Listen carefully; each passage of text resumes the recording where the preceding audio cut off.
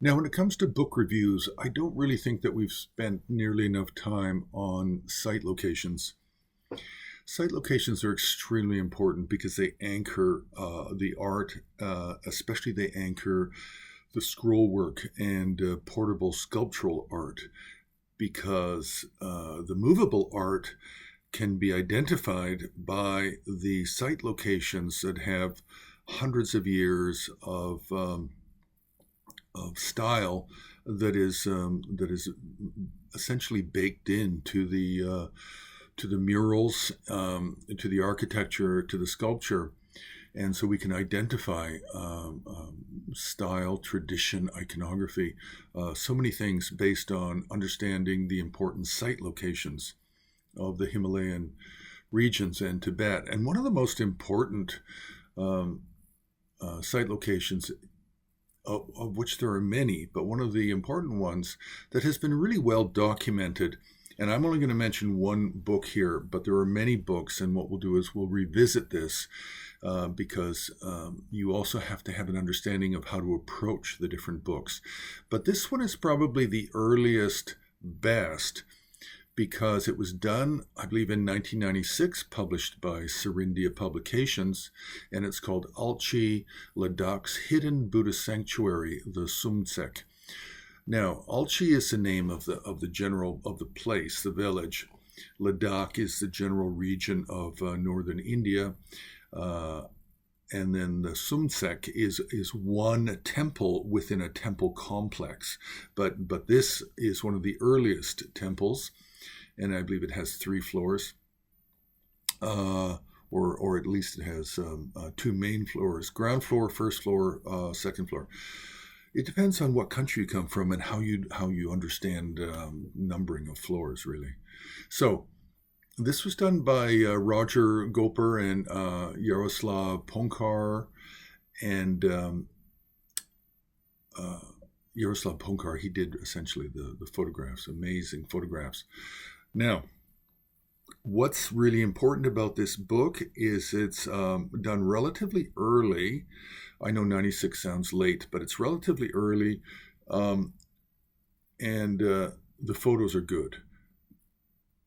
Over time, there can be water damage, there can be earthquakes, there can be reconstruction, and then there can be renovations and repainting. And so, what you always want is you want the earliest photographs to see what the paintings looked like as long ago as possible. And so, that's why this book is so important, and any other books that come before this for Alchi.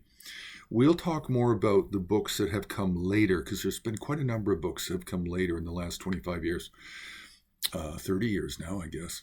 So, it's a very large coffee table book, hard covered. It has basically, aside from a small introduction, it has part 1 is the ground floor, so it's dealing with all the murals on the different directions for the walls, to the sides, in front, and by the door. Then the first upper story is dealing with different mandalas, and the second upper story is dealing with again, they're just going by walls, they're going by directions, north, south, east, west. Now, what's really amazing about the Sumtsek is it has some very large sculptures that go from the ground floor up through the second floor, and the legs of the dhotis, the garments of the legs of these bodhisattvas, are covered in murals, and some of them are site locations and palaces of Maharajas in Ladakh. The sculpture of Manjushri, the legs are covered with the 84 Mahasiddhas, which appears to be possibly more the it's more of the early Abhayakara Gupta or Abhayadatta system, is what it appears to be at this point. Um, and then after that, then the fourth fourth part, deals with the ceilings of some of these floors, and the decorations and motifs on the ceilings. Then part 5 talks about style, And then 6 is quite complex, and it's done by Rob Linroth, and it's mapping the iconographic program of the Sumtsek. And the iconographic program changed over time because there's earlier paintings and then slightly later paintings and then later paintings when the Kagyu tradition took over. But very early on, it's all Rinchen Zongpo based. It's all Yoga Tantra mandalas, very very Vairochana. In the program, in the iconography. So a very important book, Alchi, Ladakh's Hidden Buddhist Sanctuary, the Sumtsek, published 1996 by Serindia Publications, Roger Goepper and Jaroslav Poncar.